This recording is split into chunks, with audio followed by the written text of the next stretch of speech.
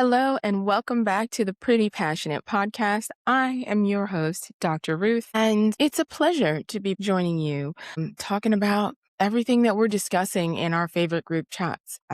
Topics are just blowing up in my group chat. I don't know about yours. So I'm glad to have you here to sit down, relax, grab yourself a beverage of choice. Let's talk about the things that we're passionate about. Today's episode, guys, is going to be very beauty industry heavy. As a beauty expert myself, a board certified plastic surgeon, a makeup artist who's still a makeup artist deep down in her heart and who loves the artistry of makeup. Let's get started. First things first, unless you are uninvolved or totally uninterested in the beauty world, or alternatively living under a rock, then you have absolutely heard about the drama unfolding on social media, rightfully so, between Painted by Esther, a well-known, well-established British, Nigerian, I believe, creator, and the Patrick Ta brand. Okay. So apparently, I was living under a rock because this is not the only time that Patrick Ta has run afoul of the beauty industry vis-a-vis Black creators specifically. But what's going on right now is essentially a giant brand that can push things out quickly, that is usually inaccessible to many Black creators and artists. Let's be real. That brand machine has taken a technique that's been popularized, honed, and perfected by Esther and turned it into a whole product line right before our very eyes. And in this case, thankfully, her online following is so large and her respect in the makeup artistry community is so absolute that this time a brand is not going to get away with it. So I want to get into that. I also want to talk about some makeup brand inclusivity stuff that's come up lately that is just so strange to me in the year of our Lord 2026 that we are still talking about shade inclusivity. But here we are. And so, yeah, along the way, I'm going to shout out some of the creators who have either brought technique or issues to my attention. And if there is anybody that I forget to give their flowers to in this conversation, please charge it to my head and not my heart. And then I want to touch also on something really important because I saw so many commenters under so many different posts in paying attention to this conversation saying, well, Esther should have trademarked transition blush. Esther should have come to market with a product before he did. And I really want to drill down on that conversation in particular because I do have a level of experience and expertise with that I think should shed some light for those people who are confused about that. Okay, so from the top, you got Painted by Esther, known all around the Instagram, TikTok world, online. This lady is the person painting faces in a way that is distinctive. And I'm not saying she invented this technique, but she perfected it and she popularized it and she brought it to our distinct, modern, right now attention by painting such faces as, I don't know, Olandria. Yeah, the living Black Barbie. That blush of hers that you admire and you go, well, where you see these pops of pink and these peaches and these hues that traditionally look great on darker skin tones really being used to full effect by Esther. Blush technique, again, I'm going to say, so nobody feels the need to comment this, blush technique is not exclusively belonging to someone. It's not the technique belongs to someone, but it's the way that it's presented. It's the method that was used to apply the blush and the method that was used to even describe the technique, how to actually step by step do the technique, that was completely stolen and then stamped with a trademarked package to call Transition Blush Technique by Patrick Ta. I rarely weigh in so heavily on opinions, but intellectual property is a topic that is near and dear to my heart. And I have to say, first of all, shame on Patrick Ta as someone who is a minority, whether he believes it or not, because I think when I initially saw the marketing for this product, may it completely fail, I thought he was collaborating with Painted by Esther because it was just so obviously born of her brainchild and the popularization of it because of her work and so many artists posting about it and tagging her that I thought they're just, who could be so ridiculously bold? He has. In fact, there's a post by, I think it was on the Root's Instagram page, there was a post that not only pointed out the similarities in the actual video that Patrick Ta posted, I think like a week ago, promoting the brand, where he's got the client sitting and he's teaching you how to apply the transition blush technique. He also uses, in a creepy fashion, the exact wording that Painted by Esther uses in one of her step-by-step instructional videos that she made with a different brand, Kosas. So that's why everybody is just completely gagged about this, because I mean, there's a specific phrase that Esther uses talking about what you do with the blush, and she says you put it on the back of your palm. And that's kind of an expression that I think is born of her ethnic identity, maybe something that maybe a British Nigerian might say. But it's not common like English language to say back of your palm, because anatomically, this is your palm and this is the back of your hand. And most of us in America would not call this the back of your palm. So I found it almost laughable that he kind of told on himself linguistically that he was just using her intellectual property. So basically, the internet has been eating him up, and creators, not just Black creators, which is also refreshing, creators, makeup lovers, influencers all over have been very vocal about how he has been stealing ideas from Black creators, not just this time, but this is probably, I guess, the most egregious or difficult to deny. And for the most part, they've been mum about it. This is definitely something I can tell that the noise and the passion behind this is not just going to die tomorrow, because it coincides with a moment in the beauty industry where I have noticed more and more and more Black creators feeling unappreciated by the beauty industry.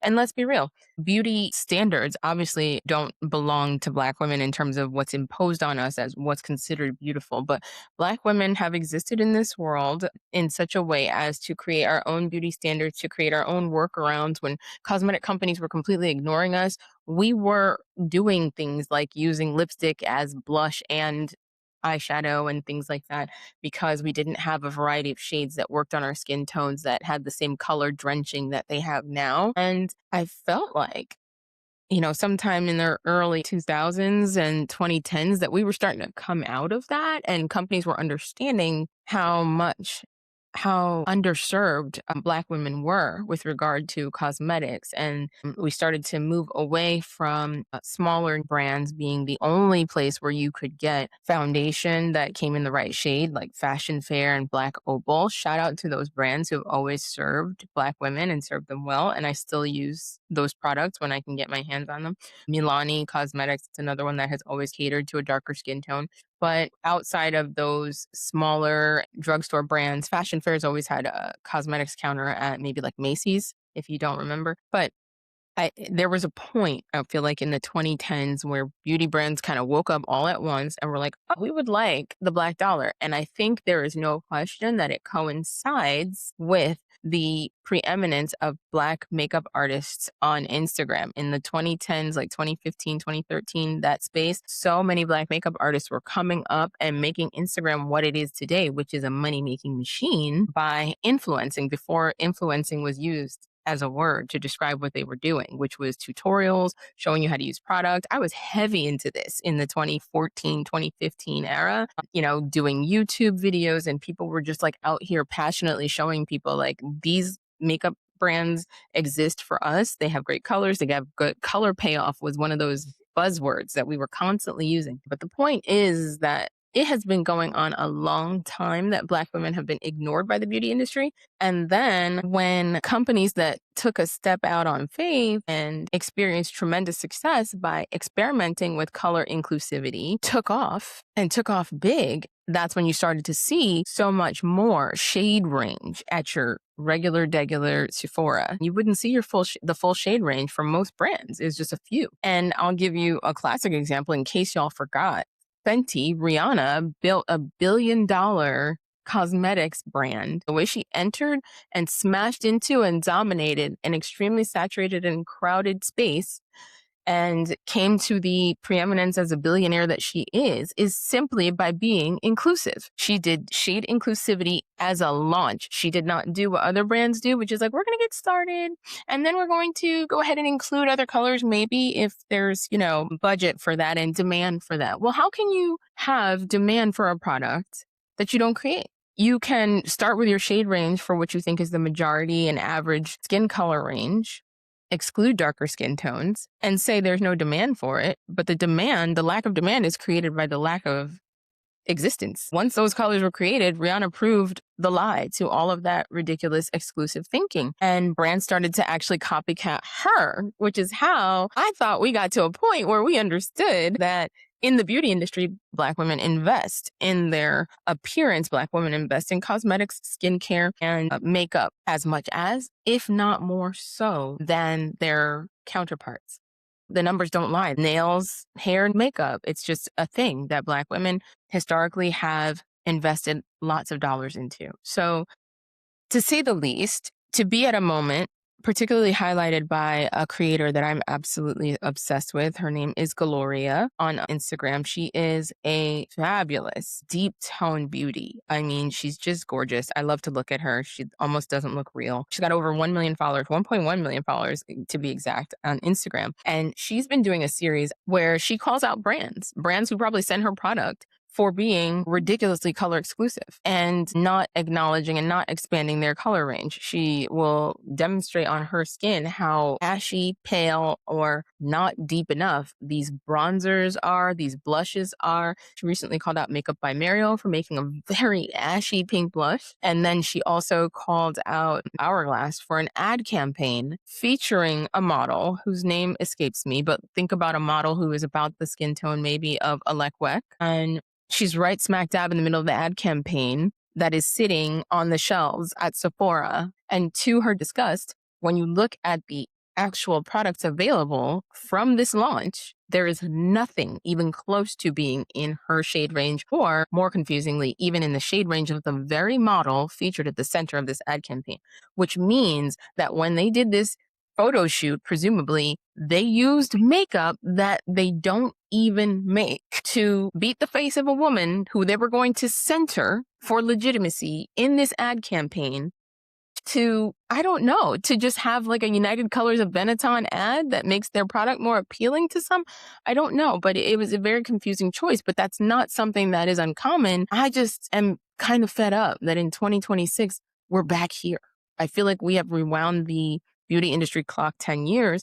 Enough is enough already. And this dredges up even more conversation about how Black women's ideas get poached on a regular basis by beauty companies. The one in particular is ELF, ELF. I don't know which, I always call it ELF. It's what I would consider a budget makeup brand. Stole a Black creator's entire brand and it was like what's the word? It's a meme. It's a thing she does on her Instagram page. She's been doing it for a very long time, where she features herself in like a little video, a skit, let's say, where she goes to a store and she rolls up to the register with her purchases and she goes to pay with her face card. And she actually lowers her face to the tap to pay. And then there's like a funny part where she gets arrested because, obviously you can't pay for things with your face. And it shows her getting her little mugshot in an orange jumpsuit or whatever. But basically she's playing on the saying and the phrase that the face card doesn't decline. And then boom, here goes ELF launching an ad campaign with a white woman going up to a register, doing exactly what this woman did. By the way, the creator, she has a cosmetics company. It's called facecardcosmetics.co. It's obviously a smaller indie brand, but successful nonetheless. And the tagline is the beauty line that never declines. And her username, she's at Yahne Official, YAHNE Official, and she has almost 1 million followers. So what's crazy about this is that you would think this is only happening to these small time creators with no followers who come up with a great idea and that gets poached. And it does. But it's happening to creators that I wouldn't think it would happen to. You know what I'm saying? It's happening to creators that have a following, faithful, loyal followership, attorneys, marketing agencies, and publicists, and who have the work to secure their intellectual property rights, and get their trademarks. And it's still happening. So you might ask why. And this was something that came up in the comments over and over again. And I have something to break to you, some news to break to you guys. Ultimately, to my great dismay, the truth is the USPTO is not so much concerned about social media use, marketing use, or anything. Their greatest concern is, did your competitor who is trying to steal your intellectual property beat you to market? And you will find, to your frustration, that you will have to fight challenges to your trademark, infringements on your trademark, with an attorney, which costs money, and you will have to sue in federal court, which costs money, by proving, yes, here's my proof of sales and use in commerce prior to this person. And that's just diabolical. Like, whoever has the trademark first, period, should be the person who hangs on to it. And I know they don't want people to just register trademarks and then sit on it and not use it. But I think it's time for the USPTO to broaden their definition of what use is in terms of that crossover space between when you have a creator who has coined something and is using it, it's gaining traction, it's gaining popularity, and the time when they trademark it, generate a product, bring that product to market, and sell it. I think we need to have a larger conversation legally about protecting all creators from this kind of poaching, because that little nebulous space between, I got something here, my face card never declines, I got something here, and realizing there is a potential for building a brand behind that, and then the time it takes to actually create a quality product where you put your input, your time, your creativity into it. I think a lot of people criticizing Painted by Esther for not getting to market before Patrick Ta are underestimating what it takes monetarily, time-wise, research-wise, and even finding the right fit on the lab you want to work with, the chemist you want to work with, designing packaging and all those things, that it takes money and an attorney to really secure a trademark if you want to do it the right way, that all of that stuff takes time. So if you have someone with a larger company, deeper pockets, and just nefarious intent to steal your intellectual property, it is possible for them to entirely get away with it, even within the bounds of you holding a trademark on that intellectual property. I saw so many people criticizing Painted by Esther, like, well, she should have trademarked it. She should have trademarked Transition Blush, because that's the phrase that is in question, that Patrick Ta has trademarked Transition Blush. And she was using it to give classes, master classes. She was using it to actually do tutorial videos. And she was using the technique that she called Transition Blush to paint people's faces. So in my opinion, there's an argument that she was using it in commerce before him. And there may be some protection for her, but at the end of the day, it's going to cost beaucoup bucks. I'm talking tens of thousands at a minimum to wage a lawsuit against this person who probably has large investor backing, larger company protection. I hope that if she decides to do that, that she'll find a way. The creative will never stop being plagued by completely uncreative people coming along and saying, I like that idea. I'm going to use it for myself, and I'm going to figure out a way to circumvent the law to create space for myself using someone else's ideas. There's a lot of those types of people among us. The very first time you come up with a good idea, understand that there's someone, maybe even nearby to you, who wishes they could have come up with such a great idea and who may see your idea and take it. You're almost in a position with this kind of poaching where you have to, in silence, create a brand, generate the income and the buzz around it to be able to launch it, but also not endanger your IP rights by putting a name out there that's not yet fully protected by just booming sales on this particular trademarked item. It's sad, but that is the reality. And so I really feel passionate about it. My heart goes out to Painted by Esther. She seems like a really nice person. I've never heard a ill word spoken about her from other creatives who've taken her classes, and the industry at large seems to be behind her. That's pretty awesome. So yeah, I think for me at this point, you're like, who's safe? There's no one brand, I think, that is a mainstream brand that has never gotten it wrong. And so it's not to say that there's no space for evolution, for people to learn and do better. It just seems like that we are trending in the wrong direction when it comes to overall the beauty industry doing better and doing better by Black women. I don't have any interest in buying these products anymore because of what's going on, and it feels wrong. And no, I'm not going to be like those people who bought Bud Light just to pour it out in the streets when they didn't agree with Bud Light and the way they were marketing. But I do have to say, I'm sure that they also didn't turn around and buy more. We are definitely at a point where the only response is to vote with your dollars, so to speak. If a brand, a company, an influencer is doing something you don't like, stop clicking, stop buying, stop shopping there or supporting that brand, and maybe they will be forced into accountability. If there's just a wave of people who insist on not calling a spade and don't plan to hold him accountable, and his sales are just through the roof because everybody else in the world doesn't care, I think that's fine, because that's the world we live in. But I just think for Black women, whether you think she should have come to market with a product sooner, we really need to stand in solidarity with this Black woman who had her intellectual property taken. It looked like she was working on a product with COSAS. That's that video she did that Patrick completely copied. And then on top of that, Painted by Esther posted a video explaining that there was an incident. And this is what sent me over the top and took all doubt out of my mind about whether or not this was an intentional theft, right? Because sometimes you can be like inspired by something, but you don't actually remember where you saw it. You just remember that one time you saw somebody pair those boots with that skirt and it looked fire. But in this case, no. One of the things that Esther said in her video that she finally spoke out in was that a representative from Patrick Ta's camp, I can't remember the role of this person, reached out to her to get their makeup done for an event. And in so doing, came in and asked for permission to film. Esther said no, she wasn't comfortable with that. And ultimately, the person was clearly coming there to gather intel. Why didn't they approach her and say, we'd love to collaborate with you and go right to market? We're ready to do this. Instead, they kind of went about it in a sneaky and gross way. And Esther had to speak to her reps and let them know, like, no, I don't do that. I don't let like a client getting a service done for an event film because I offer classes. I offer master classes. And that's another thing that puts food on my table. I wouldn't give it away for free either. And so yeah, it leaves a bad taste in the mouth about the intentionality of the intellectual property theft and a complete failure to acknowledge the noise. Intellectual property, I'm obviously not an attorney, but I've been through experiences enough to know a lot about it. I have experience born of the cruelty of others. There's no excuse in this day and age to use the same wording that someone else has used to launch a similar idea. And yeah, shame on you if you find yourself commenting like, I don't see what the big deal is. She didn't invent blush. No, that's not the conversation people are having. So wrapping that up, I'm sure that conversation is not finished. I'm sure we will hear more. I'm willing to listen to what Patrick Tom might actually have to say in the hopes that there is an apology forthcoming, an acknowledgement, and perhaps an extended olive branch of some kind.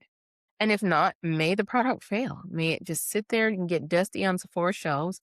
Okay. So moving on with zero transition is all. I told you guys this is going to be kind of a longer episode. Last week, we talked about some of the shows that I was watching. There's a lot going on in scripted and unscripted television.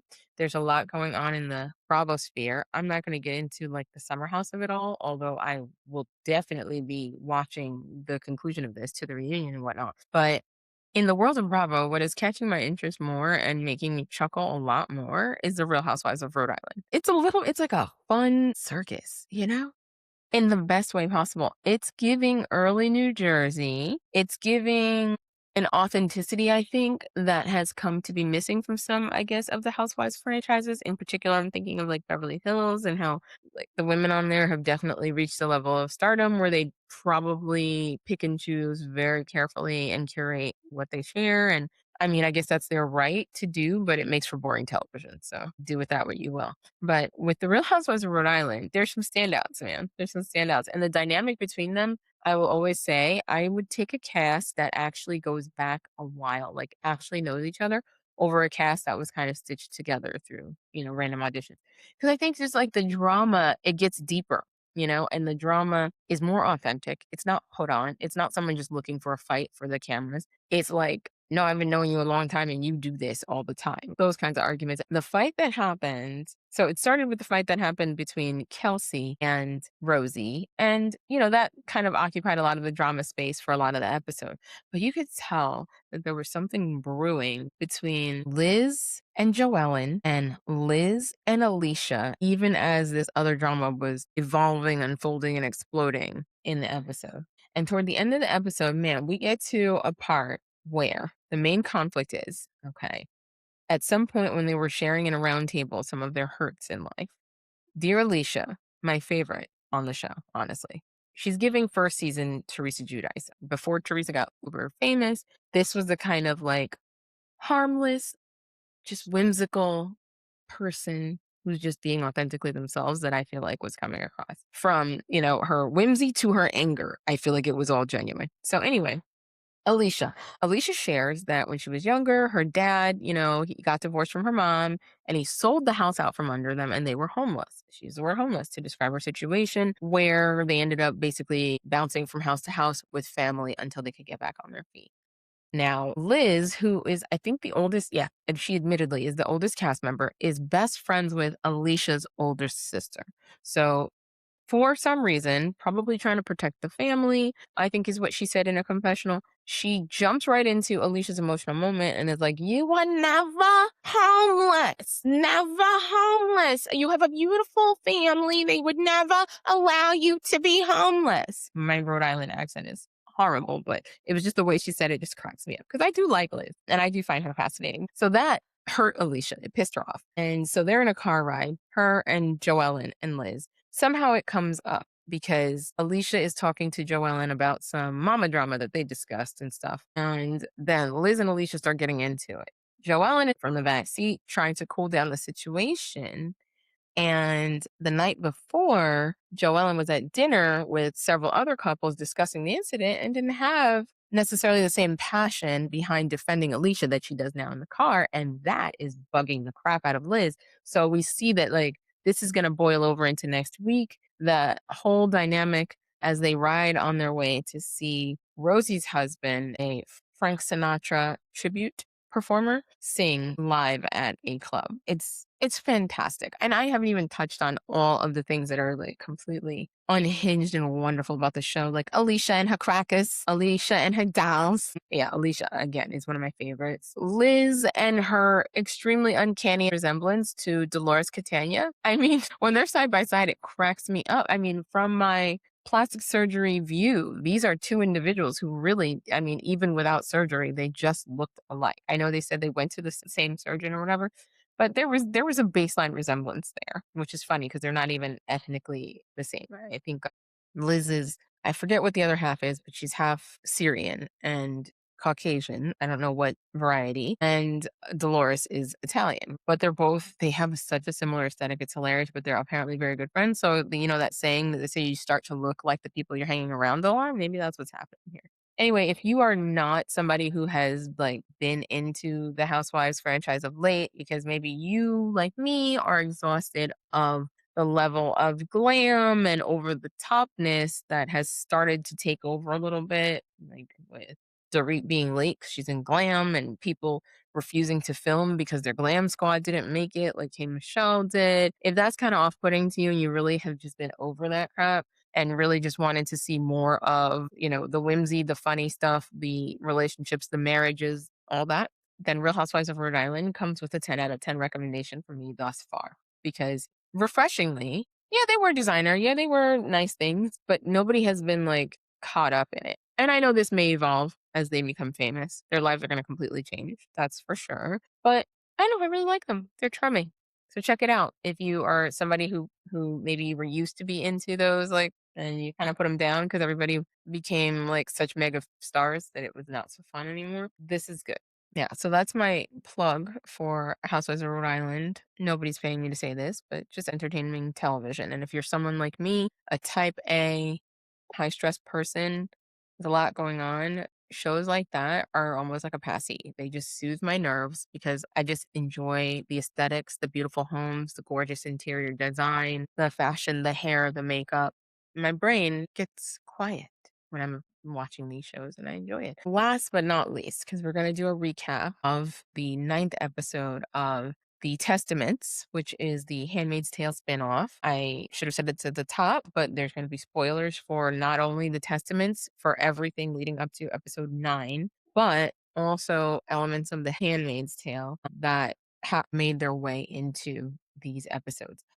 I did not read the books, so I'm not somebody who's going to give you book spoilers, but I will on occasion inject insights that have come from online discussions about things we might be confused about. So, that said, if you've not watched it, what are you doing? Please go ahead and watch it. It's one of the most relevant and amazing television shows of scripted television that is on today. It's Hulu excellence, visually stunning, amazing scripts, ridiculously talented actors, young and old. Just amazing. So, okay. Now that you're gone, on to The Testaments, season 1, episode 9, entitled Marat Sad. Okay. So the concept, I had to Google it because all of their titles have meaning. The concept of the Marat Sade title, okay, it's based on the full title of a German play, which was called, it's a long title, The Persecution and Assassination of Jean-Paul Marat, as performed by the inmates at the asylum of Charenton under the direction of the Marquis de Sade. Extremely long title. So, but basically the point is it's a play within a play. So it's set in a French asylum in 1808, 15 years after the French Revolution. These inmates are performing this play, and it's directed by the infamous Marquis de Sade, who was a revolutionary himself. And it centers on the 1793 assassination of Jean-Paul Marat. A little background. I bet you're wondering at this point, how does this apply to the episode? I think it applies in a couple of ways, which is what's just so brilliant about this, like small detail, but that's how the Handmaid's Tale and the Testaments is. There's no wasted details. Okay. So there's an intellectual sparring, right, between the two historical namesakes. So Jean-Paul Marat is considered an idealist, and he is someone who believes that radical political revolution is the only way to get things done. In other words, he believes that violence, uprisings, collective action, the entire society getting angry enough, French Revolution style, is the only way to overthrow a corrupt system and achieve social justice. Whereas the Marquis de Sade, he has a more individualist approach, and he is the director of the play that's in the play. And his beliefs are that human beings are generally internally corrupt. Like, we are generally corrupt and self centered. And so no grand political movement is ever going to fix society. Rather, he believes that the only way that we can pursue freedom is by the pursuit of individual desires. It challenges audiences to question the effectiveness of a radical societal change, like a revolution, versus focusing on one's internal moral compass and saying, making right decisions one day at a time. And how does that individual, you'll see it play out in the episode, like as you begin to understand who's the Marat, and who is the Sade, who is the person who is more focused on the system, and who is the person who turns around and says, the system is the system. I need to do something. I need to take action. I, the individual, am the most important piece of this puzzle. If every individual took the right action, then we wouldn't have a societal problem. So if you've watched the episode, you can already guess who I'm going to say is who. So we have on the Marat side, on the idealist side, we have Garth, Lydia, and Vidala. These are people who, in their own way, believe in the system to self-correct, believe in the system to distribute justice. That would probably be Vidala and Lydia. And then you have Garth, who he obviously is completely off Gilead, but he is not going to step outside of Mayday in order to bring about the justice that he wants to see. He believes in working for that social change by effecting radical social upheaval. Whereas the Sade would be I think the Daisy and ultimately the Becca of the episode. They demonstrate that they believe that taking individual action is the effective way to change society, improve society, affect change, give social justice. So it's a thrilling episode, a crazy episode. Let's get into this recap. It starts by giving us a summary of what important events happen in episode 8 and throughout the season that are going to inform episode 9. We have Becca announcing that she's engaged to Garth, Hulda admitting that she was molested by Dr. Grove, confiding in Agnes, who doesn't tell her, oh, me too, girl. She encourages her to go to the aunts as a bit of a canary in the coal mine to see how they would respond, which she admits was pretty crappy of her to do. Daisy gets her period, and she decides she can't reveal this yet because she doesn't want to just be rushed off into marriage. She's got a mission, after all. The only problem with that plan, of course, is that Shunammite discovers the truth, and ultimately we discover Shunammite really is a girl's girl, and she helps Daisy conceal this from everyone by helping her get pads from the other plums in secret until she's ready. Daisy also tries to use Becca's engagement party as an opportunity to get out of Gilead, signaling Garth that, like, it's going down. The eyes are all over this place. Like, I need out of here. And this is also when we learn more about Garth's backstory and his father, the fact that he was a really important commander in the Boston uprising and that his condition is due to some poisoning that happened during that revolution. So they're reminding us that, that Boston uprising at the end of The Handmaid's Tale was no small thing. It was a big deal, and it dealt a serious blow to the heart of Gilead, and they're still dealing with the repercussions of that today. We also get to see Dr. Grove kind of disturbingly letting the girls at the engagement party know that he's going to take care of them at their next appointments, which is a nauseating thing because we all know what that means. By the end of episode 8, we also see Agnes confiding in Daisy, letting her know what happened to her and Hulda and that it's all true, and feeling like completely out of sorts because she doesn't have any recourse. And Daisy has a look on her face that is giving full on June, even though we know she's not June's daughter. She has a look on her face suggesting that she plans to do something about what she has just learned. So again, she's giving that sod energy. And this is countered to Lydia's plans for Dr. Grove, Marat energy, where she plans to punish him within the Gilead system. Okay, so episode opens with a gruesome scene of some kind. We don't know who got dealt some justice, but somebody got dealt some Gilead-style justice, and that blood is being mopped up by the Pearl Girls, and they're cleaning up this mess. Daisy is giving us a voiceover where she says, like, she's still shocked by how banal bloody violence is to the girls in the society, like that they are unaffected, and it's just such a part of life in Gilead that it's seen as like righteous vengeance then and there. Aunt Este, who's talking about the eye for an eye. In the Old Testament, you repaid evil equally. If someone took your eye, you take their eye. They took your hand, you cut their hand. And Daisy said that, growing up in Canada, she was always told by her mother that that kind of vengeance leads to a society of one-eyed people. Where does it end? But she said that being surrounded by such violence in Gilead has sort of softened her belief in what her mom thought about violence, which is very interesting and telling and foreshadowing. So she's decided that she's going to break the news about her period. That whole gathering takes place where all the plums come to the center, what is it, like a triangle or whatever in the front with all the flowers, that beautiful overhead shot that they got when Agnes announced her getting her period. And now, so Daisy gets that moment herself, and all the plums have gone home for the day. So it's really just the Pearl Girls and the ants. And she tries to do that whole, like, as the Lord, blessed Leah and Esther, Rachel, not Leah and Rachel or whatever, and saved them from barrenness thing, but she doesn't get it right. And that actually like makes Lydia laugh, which I thought was really funny. But it's a rare, joyful, and kind of like bright scene and confirmation to the ants in that moment that their little rehab program for these outside sinner girls is actually working because she's been blessed by God to get her fertility. So the next day, there's a moment where Becca is confronting Agnes about the growing distance between them. Agnes is kind of shrugging it off because Agnes knows that she's keeping her distance from Becca because her father molested her. Of course, Becca doesn't know this, and that is kind of interrupted by an announcement that the girls have to plumb up Daisy because she's gotten her period. Now, this was a surprise to me. I wasn't actually expecting this. I didn't think they were going to turn her into a plum and make her eligible to become a green. But you also have to remember, like, the most important thing in this world is fertility to Gilead. So then I was like, well, it actually makes sense that they would not waste a fertile woman on being an econo wife, which I believe econo wives are just like, the plain non-commander people working the land, living out in the country, not in the beautiful homes in the city. So it's surprising to me that she's going to get the plum treatment and eventually the wife treatment. So good on her. So she gets the whole plum outfit and she gets pinned by Becca, who intentionally pokes her because Becca looks at Daisy as the cause of the distance between her and Agnes, understandably. So now Daisy gets to kind of exist in their circle in a greater position of respect, which is nice. But she also is in this weird limbo because she's like not a commander's daughter or whatever it is.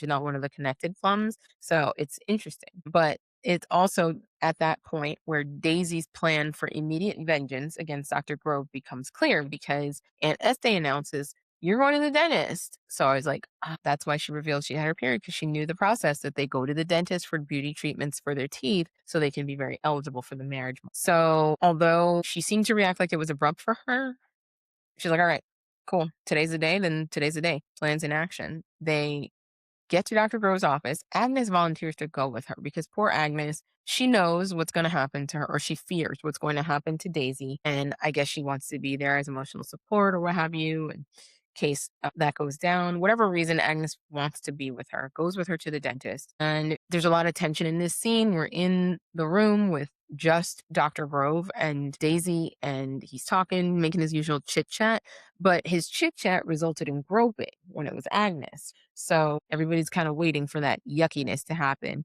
And then it doesn't. The appointment is over. He tells her she needs to floss more or whatever, and then the appointment is done. And I'm thinking, oh, wow, okay. And it dawns on me.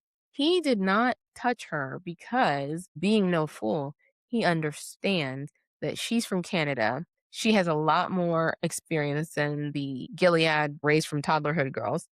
And so the wool can't be as easily pulled over her eyes. She's not necessarily 100% indoctrinated in the Gilead ways. So, sickeningly, he's smart enough to choose his victims properly. So he doesn't touch her. Daisy, not wanting to fail in her vengeance plot, decides, okay, well, you didn't touch me. Well, it's going to happen anyway. She starts screaming bloody murder at the top of her lungs, rips her clothes, comes running out of the room. Oh, she plays it up, falls at their feet. My gosh, he's touched me. Yea, though I walk through, she starts reciting Psalms. And yea, though I walk through the valley in the shadow of fear no evil, for thou art with me. And she just says it over and over and again. And then he touched me, and all that. After that, everyone looks stunned and scared. We end up in a scene where Daisy is before the aunts and we think she's going to get the Hulda treatment, where they tell her, you misunderstood. That is not what happened.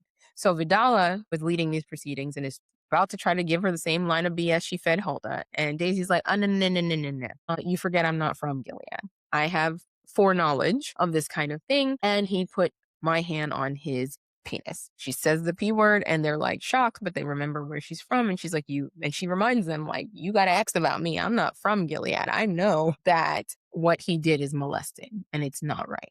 So leaves the ants in a bit of a pickle because they now have to actually do something about it. Because a whole scene was made as well in front of the Guardians, and I think was it other commanders were in the room, but there was men in the room as well. So it's not something that happened quietly that can just be swept under the rug. So that meeting ends. Daisy's about to bounce. Lydia's like, hold on, sit down for a second, and basically lets Daisy know that she's hip to her. That she's like, oh, how convenient or how fortunate for you that like this happened in front of all these witnesses, and that he was so careless or reckless as to rip your blouse and rip your jumper, like she kind of lays on it a little heavy to let you know, like she peeps game with Daisy, and Daisy's like, lust, who knew, And you can tell that even though Lydia knows she's lying, Lydia is not sad about having to mete out justice at this point and her hand being kind of forced to deliver justice. So she has a meeting with a commander to decide what to do with Dr. Grove. They use the term salvage. They say, we're going to have to salvage him.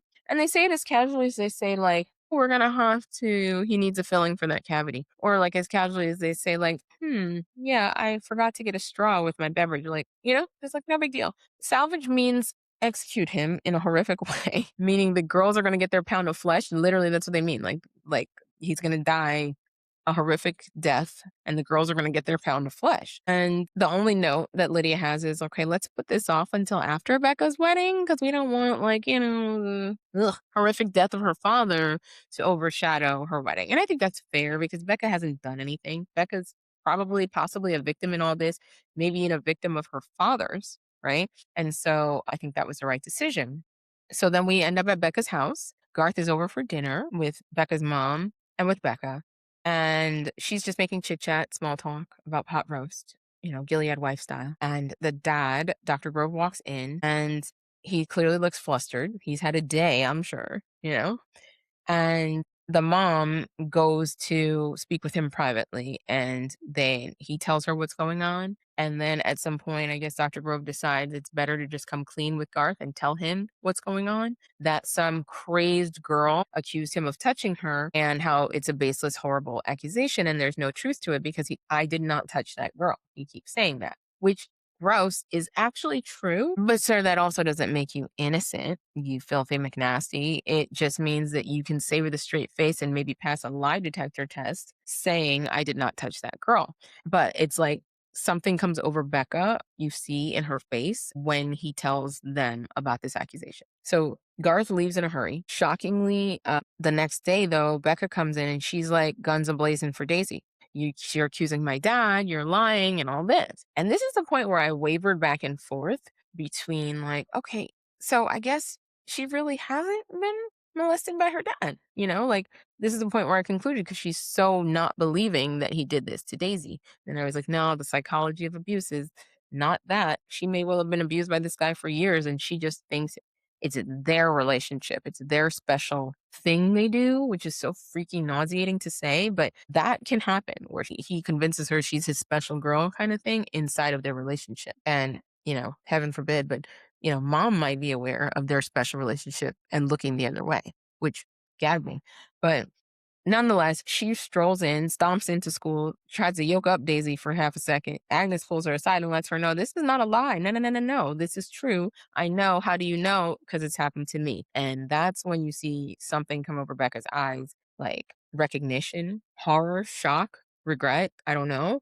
But okay. So we end up back at the Groves house. There's tension. There's dinner. There's the warmed over pot roast from yesterday, I guess, that they never got to when Garth was over. And his mom is kind of prattling on in the background with this incessant chatter about the pot roast, about stuff. You can see that she is not only in that moment trying to fill the awkwardness with chit chat, it dawns on me that this is something she does a lot.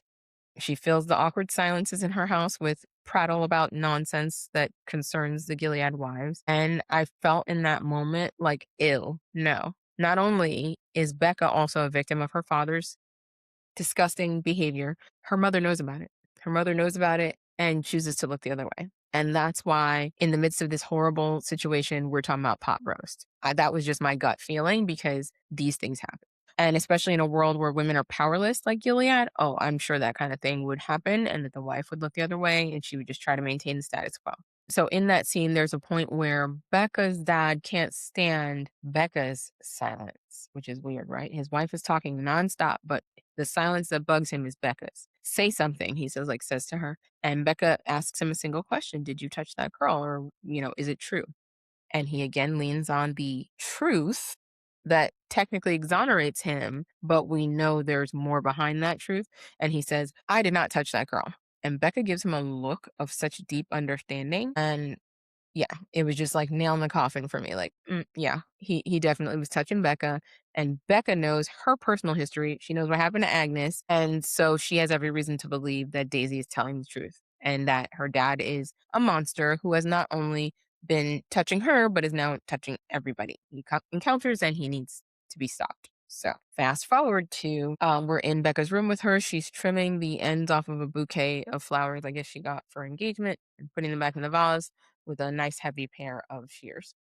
And then we see her walking in the dark in the house. And this is where the Handmaid's Tale universe, the Testaments, they excel. These scenes in the dark where things are dimly lit by moonlight, or just a little ray of light coming through the window kind of thing. And she climbs a flight of stairs in the house. At this moment, I'm fearful. I'm like, oh my gosh, but Becca, you better not like jump from some balcony, you know what I mean, at the top of this house. And then where she is headed begins to come into focus. She's heading to a room that has a big clawfoot tub. And in that tub is her dad. He's taking a bath. He's peacefully relaxing. And I'm like, what is she doing? And she's got scissors in hand and she proceeds to stab him brutally. It is a deathly quiet scene. Like there's no soundtrack riding over the moment. There's no like loud other background noise. It is just the sound of her plunging those scissors repeatedly into her dad, which is it's difficult to watch. I'm not gonna lie. Of course, she gets spray of blood all over her. It's a very realistic killing, actually, for how that would go. And yeah, it's horrible. And so at that moment, I'm like, oh, no, not oh no that he's dead. I honestly have no sadness about that. My oh no was like, oh no, what's going to happen to Becca now that she's done this? Because we are still in Gilead, a place where justice for women is not a priority. So I'm like calculating in my head. I'm like, well, what are they going to do with her? They're certainly not just going to let her like just run off and marry Garth and live happily ever after. And will Garth even want to marry her when he finds out what she did? Or how is she going to get away with this? Somehow, in her like dissociative fugue, Becca makes it downstairs, puts on a Martha's outfit, and goes out to a Martha's transportation stop, hops on a bus with a bunch of Marthas, blends in seamlessly, and hitches a ride to Agnes's house. Agnes's Martha wakes her up in the middle of the night, and lo and behold, Becca shows up at her house.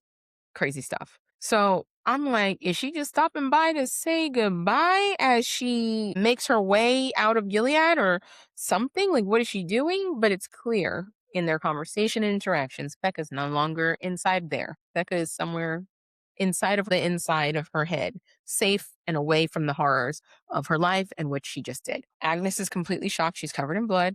Agnes responds like, okay, let's get you cleaned up. Has her Martha draw a bath for Becca. She's bathing her. She's reassuring her that things are going to be okay. We just need to get you help, kind of thing. But Agnes is clearly shaken. Becca, when Agnes gets up to leave and go get her, I think, her clothes so she can be dressed or a towel, Becca turns to her and she's basically tells her that she did it for her. There's nothing I wouldn't do for you, Agnes. He can't hurt you anymore. Those are the things coming out of Becca's mouth in her semi lucid, probably psychotic break state.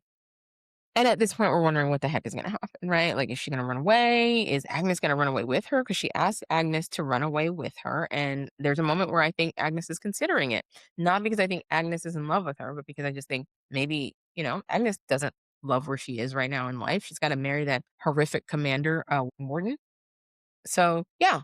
But actually, what happens, Agnes walks her downstairs and her parents are there. Commander Mackenzie and Paula are there awake. They look shaken, obviously. Who wouldn't be? And then Becca turns to her like, "You told them?" And she's like, "Yeah, they're going to get you help. They're going to get you to a doctor."